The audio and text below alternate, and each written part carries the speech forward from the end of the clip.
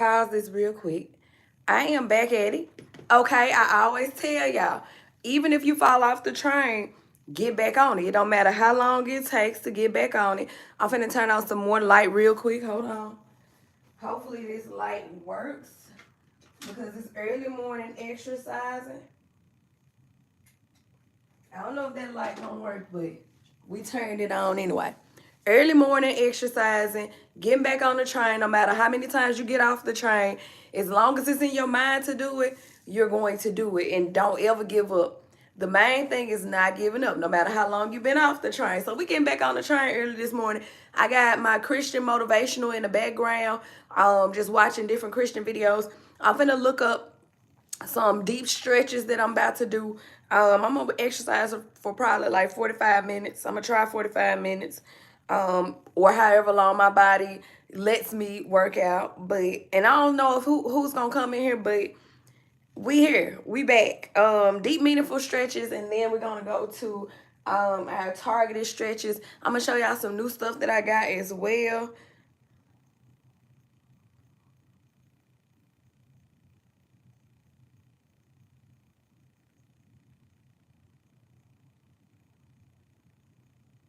Okay, so that's what I'm about to do. Gonna turn on my stuff in the background. And we back at it. You're trying to get close to the Lord. Come on in.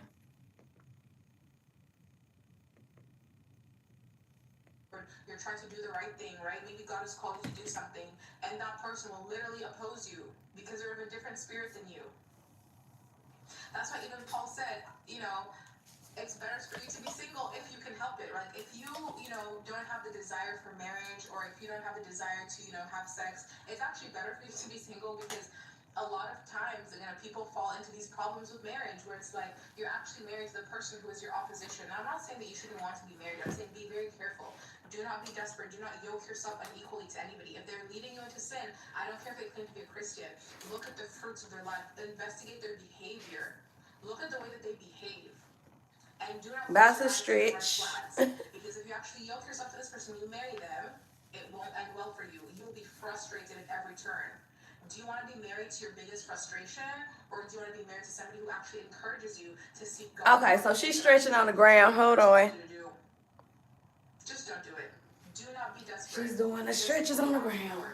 There's nothing wrong with being single for a time, right? Or if you don't have the desire to be married, to have sex, there's nothing wrong with just being single and you can have a very full and beautiful life in Christ, right? Again, if you want to be married, nothing wrong with that. Be married, right? I want to be married and I believe in marriage, but I've seen so many marriages, that's what I'm talking to you guys. I've seen up close marriages like I'm describing. I've seen them up close, right? And they're just not good. So do not be unequally yoked. Do not be desperate. Wait on the Lord for the right man or the right woman. Good morning. Okay? We stretching. If they're a person, but they're not following Christian principles, drop them. If they're not a believer, drop them. If they're of a different religion, drop them. Okay? That will save you. So God bless you. Everyone talks about the harm of unequally yoked dating relationships, but I feel like I've never heard anyone talk about unequally yoked friendships. Maybe it's because friendships and friendship drama isn't as juicy as dating drama is. I really don't know why people don't talk about this, but if you've ever experienced an unequally yoked friendship, then you know firsthand the kind of harm that it can have on your walk in faith and on your spiritual life. If you have an unequally yoked friendship, please listen, because I have been the unequally yoked friend, and I have had unequally yoked friendships, and I know a couple things and a couple ways to go about fixing this issue or aiding them in their walk in faith with you, I guess. The first thing you need to do is pray for them, obviously. 2 Corinthians 6:14 says, "Do not be yoked together with unbelievers, for what do righteousness and wickedness have in common?" Right? We know that. But Galatians 6:2 says to carry each other's burdens, and in this way you will fulfill the law of Christ. So instead of condemning this friend and my knees are this person's shame or feeling judgment towards this person about their actions, beliefs, lack thereof, whatever it is, pray for them and offer to carry their burdens with them. Because obviously this friend is most likely walking around calling themselves a Christian, thinking that they're in the faith. They might even be going to church with you every Sunday. It doesn't really matter how involved they are. but this is most likely somebody that genuinely thinks that they're fine and doesn't realize what they're doing is wrong. Our jobs as friends isn't just to like convince our friends that they're wrong about everything, but we can't pray for them and we can't carry those burdens with them. Which brings me to step number 2, is to make a plan about how you're going to move forward in your relationship or friendship with this person. It's really easy to kind of make yourself spend more time with them and force yourself to continue being their friend because you think you're a good influence on them. And while that heart posture is so kind and so uplifting, and I know it's coming from such a good place, you're also not called to be equally yoked with unbelievers or people that are lukewarm or people that could potentially harm your spiritual walk. Amos 3:30 says, "Can two walk together unless they have agreed to do so?" Which is kind of just like, how are you going to walk in the same direction with them if they don't agree on the direction that you're walking in? Make a plan to keep them close enough to you so that you can serve them humbly in love in the exact same way that Galatians 5:13 says, "You, my brothers and sisters, were called to be free, but do not use your freedom to indulge the flesh. Rather, serve one another humbly in love." I think that's such a beautiful verse that kind of shows like what perspective we're supposed to have with friends that are either just like getting like on our nerves, or unbeliever friends or lukewarm friends that like really do think that they're doing what Jesus would want them to do, but they're not really in a repentant place, or they're not really progressing in their faith, or they're going to church on Sunday with a hangover from Saturday night. It could be literally anything. Moral of that, we're not called to abandon them. We're not called to ditch them. We're not called to judge them. We're not called to talk about them behind their back. Make a plan of how you're going to serve them humbly in love. And last but not least, the third thing that you need to do is reduce the amount of influence that this person has over you.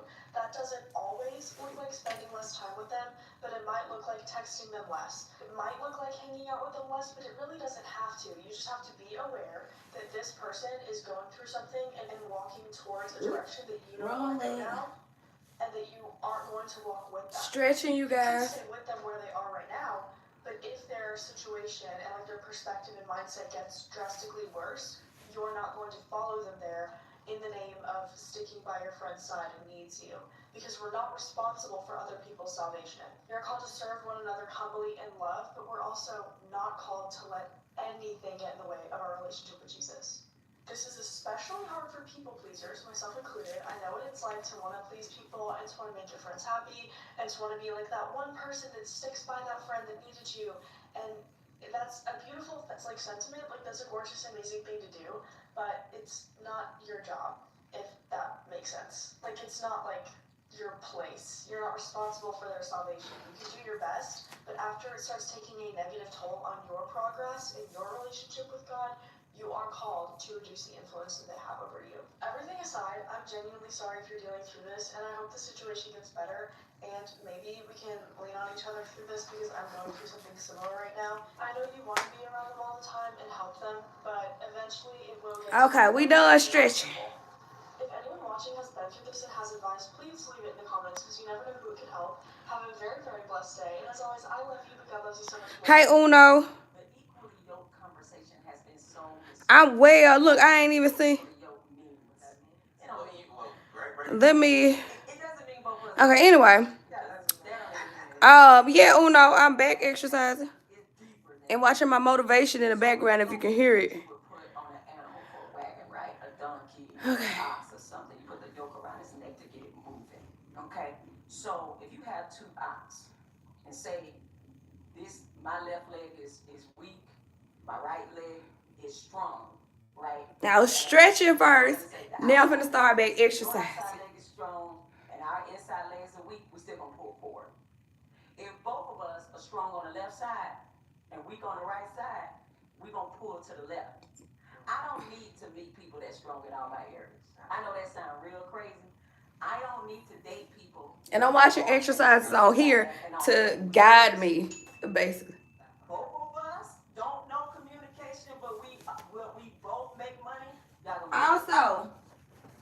Also, y'all, I have a new exercising mat that tells me how to do squats correctly because I know I don't position my feet right. So that's why I said deep and meaningful movements on this cycle around exercising. I have squat mats to help me out with the squats now. And I date a big boy because I'm gonna help him work out. And we finna do ab shredding with dumbbells. I don't know if y'all know, I got a kettlebell now. This is 15 pounds. It's heavy. But we doing dumbbell exercises today. Let me rewind a little bit, because I like hearing what they talking about. They talking about being equally yoked with people, friendships, all of that. Okay, hold on. Because I have been the unequally yoked friend, and I have had unequally yoked friendships, and I know a couple things and a couple ways to go about fixing this issue or aiding them in their. I'm starting with 10 pounds. I guess. Starting with 10 pounds. Because I have an extra. This is lightweight to me, I ain't gonna lie, but I don't want to start with the 15s because I don't want to discourage myself. Righteousness and wickedness have in common, right? And this is belly shredding exercise that I'm watching. Carry each other's burdens, and in this way, you will fulfill the law of Christ. So instead of condemning this friend, also I've been drinking flat tummy tea too. That's for exercising. When I've been doing my smaller exercises, I only drink flat tummy tea when I start exercising. That's it. That's all. Because it'll be cheating if I'm eating and I'm not exercising. I've been eating right too, completely. I haven't eaten fast food in months. So it doesn't really matter how involved they are, but this is most likely somebody that genuinely thinks that they're fine and doesn't realize what they're doing is wrong. Our jobs as friends isn't just to like convince our friends that they're wrong about everything, but we can't pray for them and we can't carry those burdens with them. Which brings me to step number 2, is to make a plan about how you're going to move forward in your relationship or friendship with this person. It's really easy to kind of make yourself spend more time with them and force yourself to continue being their friend because you think you're a good influence on them. And while that heart posture is so kind and so uplifting, and I know it's coming from such a good place, you're also not called to be equally yoked with unbelievers or people that are lukewarm or people that could potentially harm your spiritual walk. Amos 3:30 says, "Do two walk together unless they have agreed to do so?" Which is kind of just like, how are you going to walk in the same direction with them if they don't agree on the direction that you're walking in? Make a plan to keep them close enough to you so that you can serve them humbly in the exact same way that Galatians 5:13 says. So I'm doing ab shredding. I'm watching a guy with dumbbells. Rather, serve one another humbly in love. I think that's such a beautiful verse that kind of shows like what perspective we're supposed to have with friends that are either just like getting like on our nerves or unbelieving friends or lukewarm friends that like really do think that they're doing what Jesus would want them to do, but they're not really in a repentant place, or they're not really progressing in their faith, or they're going to church on Sunday with a hangover from Saturday night. It could be literally anything. All of that, we're not called to abandon them. We're not called to judge them. We're not called to talk about them behind their back. He is no joke. Plan of how you're going to serve them humbly and love. And last but not least, the third thing that you need to do is reduce the amount of influence that this person has over you. That doesn't always look like spending less time with them, but it might look like texting them less. It might look like hanging out with them less, but it really doesn't have to. You just have to be aware that this person is going through something and walking towards a direction that you don't want to go down, and that you aren't going to walk with them. Okay. Stay with them where they are right now. I'm finna show you. Their situation and like their perspective. I'm finna show you. This guy, he ain't playing no jokes neither. You ain't finna be flying like a hummingbird. So no short today. I'm just trying to get back into exercising. And I saved a lot of these on my watch later on my main YouTube channel. And these are what I've been following. Whew, I'm already out of breath. These are what I've been following with my exercise. So it's not a routine. It's literally targeting different places. And I've been trying to do meaningful stretches. Because I know mobility is the name of the game when you're 30 and above. So I really want to challenge myself with my mobility more than anything. And with my movements on exercising, being targeted, not trying to do the most, but doing it correctly. Because I know slow and steady wins the race in your 30s. Okay? So I'm trying to be slow and steady. Oh, you feel? Slow and steady and winning the race and getting definition without rushing it. It doesn't mean both of us go to church.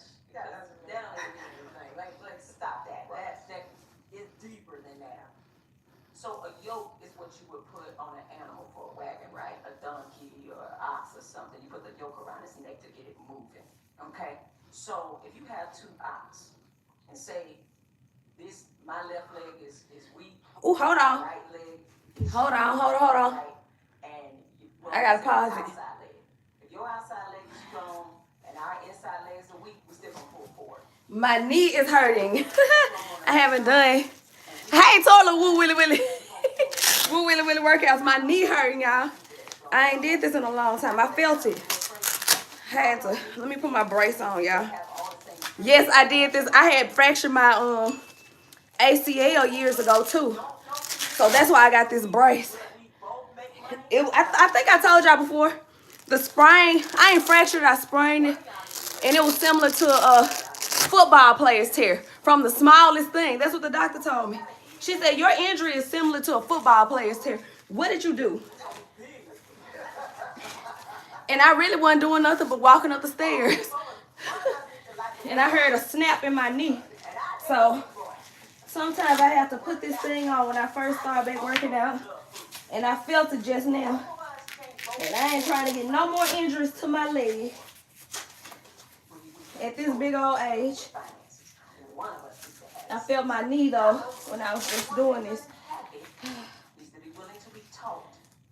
Once somebody marries you, everybody in your family should say, God, that will be upgraded once you marry them.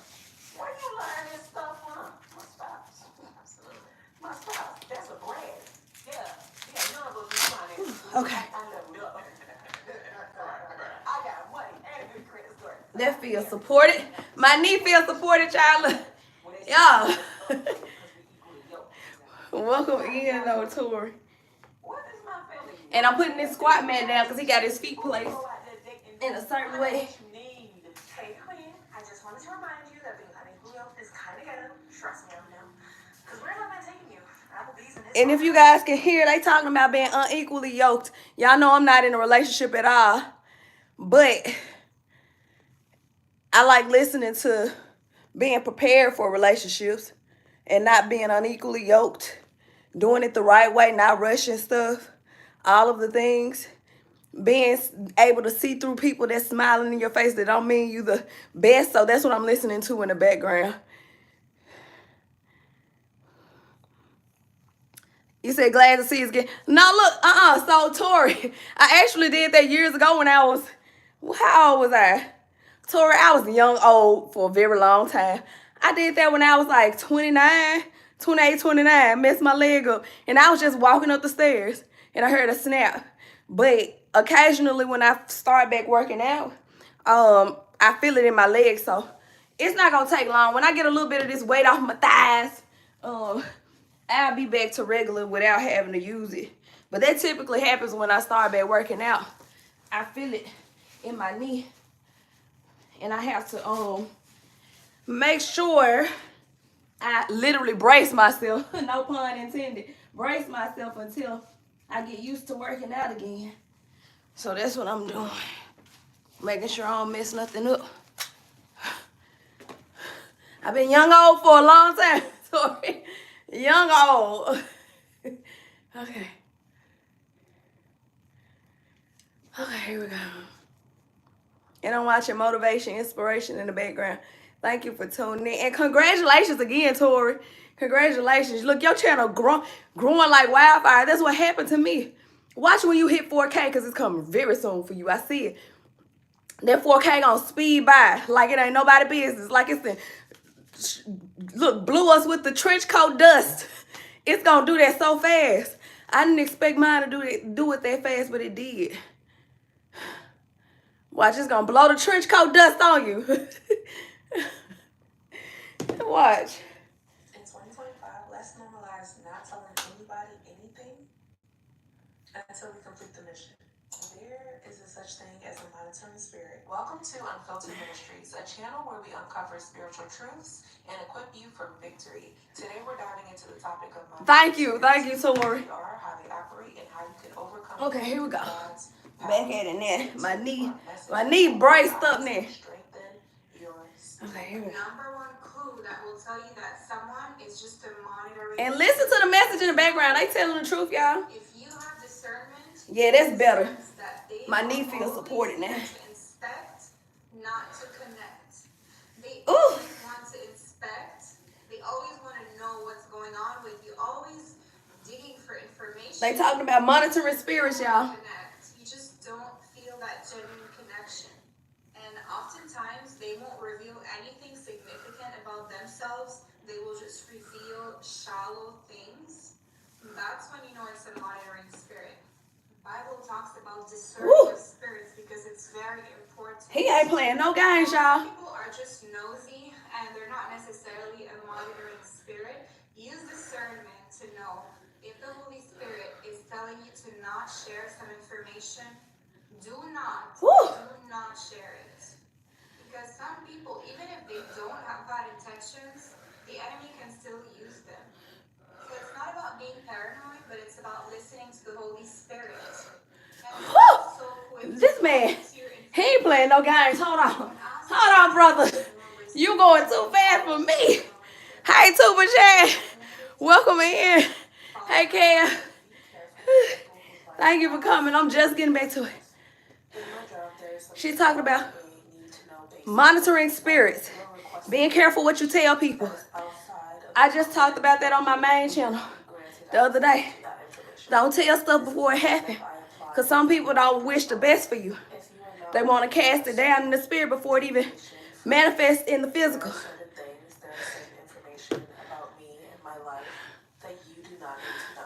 Okay. My company and government does things. No matter, bro. This brother going fast. Wrong information is put in the wrong hands, we get disasters. And these are disasters that can He trying to embarrass me on the live, y'all. restrictions. But there is absolutely no benefit to being extremely accessible and to having everything about you, everything about your life on full display. We see it with celebrities all the time. At some point, that level of openness to the public becomes extremely detrimental. So don't allow people to extract unnecessary information from you under the guise of checking up or making sure that you're okay. If they don't need to know something, let them know that this is not their business, or simply don't respond. Right, with somebody with a jealous spirit, that is a murderous spirit. They will either try to murder you physically, or they will murder you spiritually through gossip, through slander. See, jealousy is a demonic spirit. Envy, when somebody wants your life, is even more dangerous. Both of those work in tandem, and they usually work in tandem with offense. A person that operates in that, they are waiting. Y'all, let me tell y'all something. They're watching you. Let me tell y'all Like something. Saul had to watch Y'all ever seen Baby's Kids? Where dude was like, when dude was in the movie theater, trench coats forever. Look, trench coats forever, Tori. When dude was in the movie theater and they was trying to shush him during the movie, he was like, shh. He was like, shh. What's the matter? Sprung a leak? I sound like I sprung a leak, y'all. Sound like a leaky tire. Breathing hard. Okay. on you to slip up, so then they can say, see, I told you they wouldn't. Okay. They don't like people talking good about you. When you notice somebody is jealous, get far away from them. Social media is actually quite weird when we think about it. We share our most vulnerable moments, pregnancies, children, etc., with people who might not necessarily like us. So tell me why. I had someone following me, and this person is always the first one to view my stories. They're always there, like they're number one to view my stories. But I got engaged, nothing, no congrats, no like to any of my pictures, any of my stories, nothing. Like, I didn't think much of it. I'm like, maybe they missed it. I got married, still nothing. I got pregnant, nothing. I had a baby, nothing.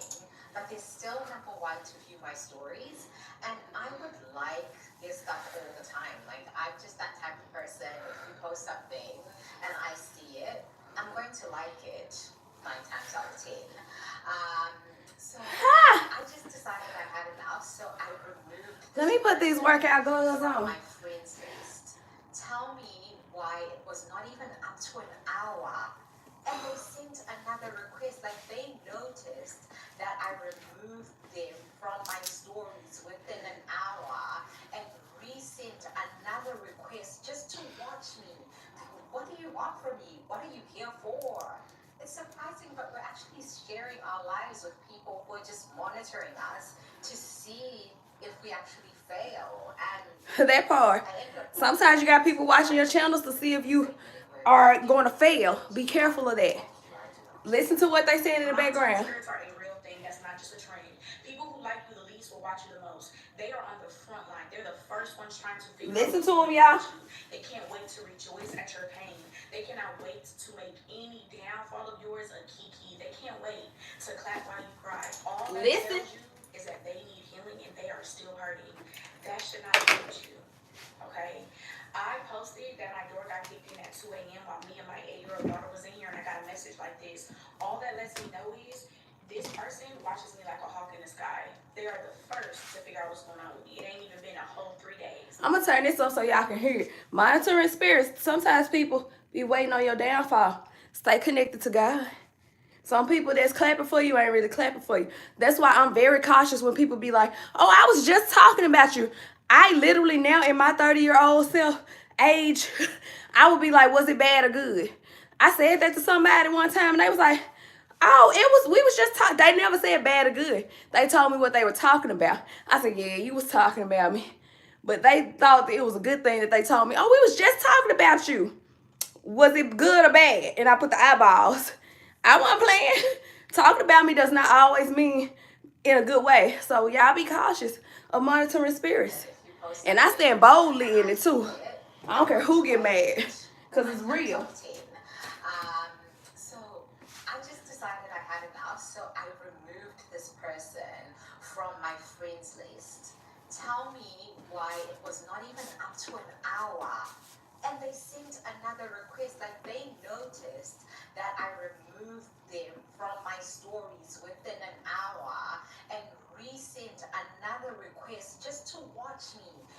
What do you want from me? What are you here for?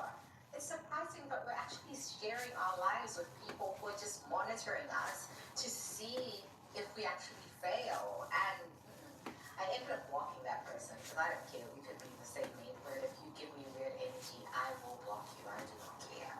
Monitoring spirits are a real thing. That's not just a trend. People who like you the least will watch you the most. They are on the front line. They're the first ones trying to figure out what's going on with you. They can't wait to rejoice at your pain. They cannot wait to make any downfall of yours a kiki. They can't wait to clap while you cry. All that tells you is that they need healing and they are still hurting. That should not affect you.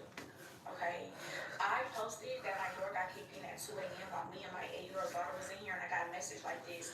All that lets me know is this person watches me like a hawk in the sky. They are the first to figure out what's going on with me. It ain't even been a whole 3 days. Okay? It also lets me know that they're still hurting. And even the people who don't like me and rejoice at my pain, at my downfall. Oh my goodness. I want them to heal too. I want you to schedule a session with the lady. I want you to get the deliverance and the healing and the restoration that are. Hold on. Hold on. Pause, brother. Tired. I'm tired. Whew. When a monitoring spirit doesn't know what you have going on, they don't know what to attack. And the reason why I say this is because in Nehemiah, right, he was trying to rebuild the city. And so while he was rebuilding I can the do city, all things everything through was Christ who fine. strengthens me. Everything Okay. was going smoothly. We can do this. The moment his enemies heard that he was trying to rebuild the city, they tried to hinder it, right? So sometimes a monitoring spirit will ask, what are you up to? Where are you going? What are your plans? And the reason why they ask this is because they need as much information as possible so they know what to attack. So if you find that whenever you tell someone your plans or whenever you tell people your plans, all of a sudden it falls through, or if you find that whenever you Woo, pause, or brother. you give an update of your life and all of a sudden it becomes chaotic, that I'm gonna be sore in the morning. spirit. Hey, how was your day? It was good. What about you though? Mine was really good too. Thank you so much for asking. What did you do today? Just went to the grocery store to run some errands, you know? Yeah, but like what grocery stores though? Like what grocery stores did you go to? Just went like Whole Foods and stuff like that. And after Whole Foods, like what other places you went to? I just went to get gas after that. Yeah, I was running out of gas. Why though? Like have you been driving around? And also like who are you with? Did you go with anybody to Yeah, I just went with Hold on, Oh, okay. He going fast, baby. You and Josh though. He went straight into the next exercise. On Instagram. Hold on. I need some time. Know your body, okay? Even if I gotta cut this in half and do the rest tomorrow. Baby, these arms is hurting. Exactly where we were at. Yeah, I just didn't like the picture anymore. Okay, I see. Are you guys still together though? Listen to your body. Still together? Any relationship problems? No. Okay, thank you. Okay, just let me know if you guys ever break up, you know, because I want to be there for you. I don't know about y'all, but like when it comes to me, it's like This body gonna be out of here. attached to me. Watch, soon come. Soon come. Belly gonna be gone. We gonna be right like we was a couple of years ago. I'm claiming it. I see some people say like, I'm gonna keep certain people around. They can watch me on social media because I want them to see how I'm doing. I don't. I don't want you to see nothing that I got going on because I don't think people realize, like, when you're like me, I feel like I'm an empath. So you feel people's energy. You just feel when stuff is off. I don't want that hate and monitoring weird spirit watching me. Like they say, "Ho, why is you here?" People will really sit back just to see what you got going on, and I really feel this way towards Instagram. The amount of people who engage, interact with a post, people be like, "Oh, it's not that serious." They don't like you because me personally, even if I don't know a person, if you post a cute picture, if you post a quote that's relatable, I'm gonna like it at least. I'm gonna comment. Like, why am I following you if I don't interact with nothing that you got going on? I feel like that's an ego thing when people want people to just sit back and see what they got going on. They make people feel like they got people watching them. I don't want you watching me. If anything, I'm gonna revoke that access from you. I am seriously gonna go through my social medias and just do like an unfollowing spree because that weird ass sitting back, clocking, pocket watching, just negative energy, that don't align with me. That don't sit right with my spirit. I don't know like that. And I don't that attached to this hurts. So if I feel that from you, if I get that vibe from you, it ain't nothing personal, baby. But you gotta go. I'd be damned if you just go sit back and watch me. We not doing This hurt. I also was like, what is a monitoring spirit? Woo! I found that it's Baby, friend that might be it for the day. I'm finna do this other side with my leg. seem like they don't. So they're gonna watch all your stories and see all your posts, but they won't interact with them. They have a hidden agenda, okay? Their intentions for you are not pure, they're not genuine.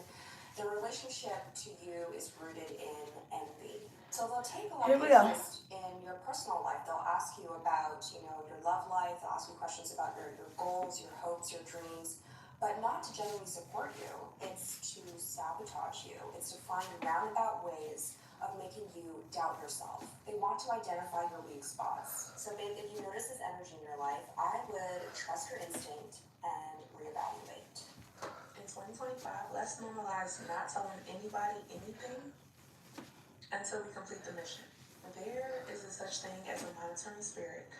And when you tell these people certain things, they will make it their job to stop whatever you told them. They will make it their job to interfere with whatever you My God, I'm tired. I'm gonna do this exercise though. I ain't gonna quit. interfere with those plans. Nobody likes to quit. Or I'm not gonna quit.